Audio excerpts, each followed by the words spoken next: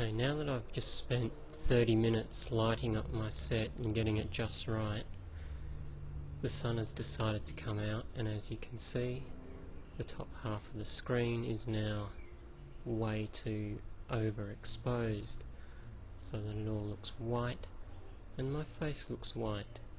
So, while I'm waiting for the sun to go behind a cloud so I can record the video I wanted to do, I might spend a few moments just noting that the shirt I am wearing looks like it is purple, but it is in fact black, and that the eagle on the front, which you can see here, is actually light grey, not black. And I, for the life of me, can't get the settings on this camera to show this shirt as black. Doesn't matter what I adjust, whether it's the white balance, the exposure, the contrast, the brightness, the colour hue, nothing will get this shirt to look black.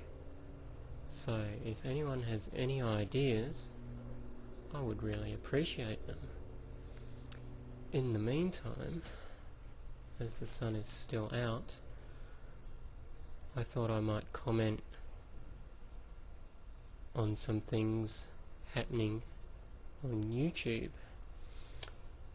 Firstly, about cheaters and scammers. I think most people who are concerned about these things are spending way too much time on it.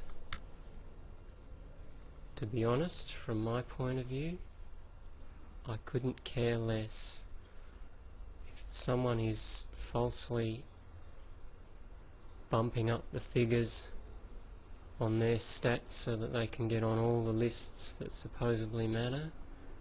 Then good luck to them. For me personally, I don't really care. I can't see any point in wasting that amount of time trying to bump up my videos, and for anyone who does, I don't believe they can maintain it. So even if they're cheating now, I don't reckon they'll be able to last the distance.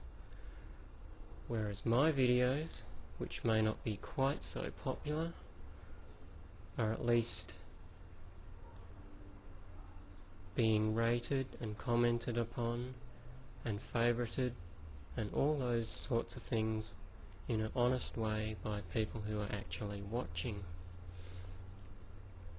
And I'm quite happy to let the cards fall as they do. At this point in time, I've been on YouTube just over 2 months, and I only have 14 subscribers. Am I worried when I've seen other people come onto YouTube and within a week, on the strength of one video, gain more than 2,000 subscribers? No, doesn't worry me at all. Partly because my videos are encouraging people to visit my website, where I have a newsletter subscription box. In the past 2 months, I have gone from 30 subscribers to my website newsletter to getting close now to 700 subscribers. So, do I care about being on the lists at YouTube? Not a bit. If people are subscribing to my newsletter, that's even better than being on any list on this website. So, for those of you that have subscribed, that's fantastic. I certainly haven't done anything to encourage you to do that other than make videos, which I hope you enjoy. And whilst we're on the subject of all those lists that supposedly matter, for me personally, I don't actually look at those lists very often. The only time I look at lists such as the most discussed or the most favorited or the most linked to or whatever is when the people who I'm subscribed to haven't posted a new video in a long time. For me personally, I don't pay a lot of attention to those lists. I pay more attention to the people I'm subscribed to and the people that they actually recommend I should go and watch. And in fact, a lot of my subscriptions are based on recommendations from other people that I watch. So regardless of whether you're on the most popular video list or not, it wouldn't make any difference to me because I wouldn't see you.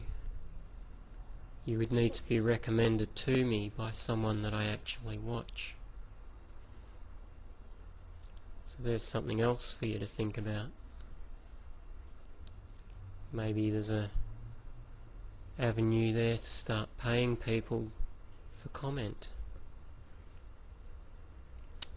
Like that's never happened in the media. And I think that might be about it, because I think perhaps my light is starting to come back how I want it, and I might get on with my video. So, until my next video, you've been watching The Extraordinary Tourist. Bye for now. Oh, and I just wanted to say, if you are subscribed to my newsletter, it's the beginning of the month and the next newsletter will be coming out. As I told you in a previous video, my newsletter is sent out through Cafe Press because I use Cafe Press's newsletter service.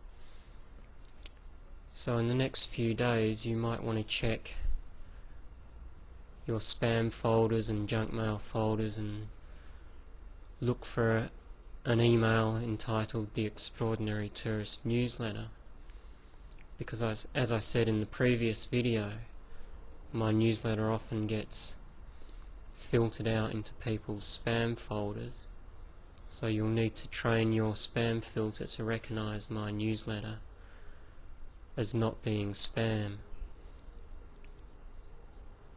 And remember, you did opt in for this newsletter, and in my opinion it is definitely worth your time, as it is not simply a sales pitch.